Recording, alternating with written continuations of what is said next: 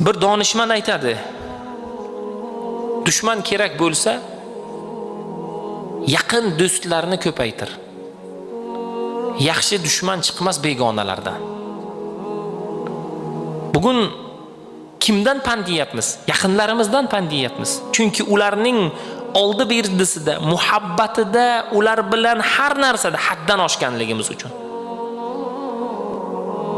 Farzandimizni, o'g'limizdir, qizimizdir, ulardan pand yeyapmiz. Oilalari buzilyapti, ular tarbiyasiz bo'lyapti, harom yo'lga kirib qolyapti, zino qilyapti.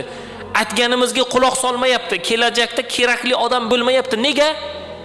Ularning muhabbatida haddan oshganmizki, qattiqqo'llik qilmaganmizki, nazorat qilmaganmizki, aytganini aytgan, deganini degan muhayyo qilganmizki, bugungi kunda haddan oshganimiz uchun nima bo'lyapti? Ulardan pand yeb qolyapmiz bugun.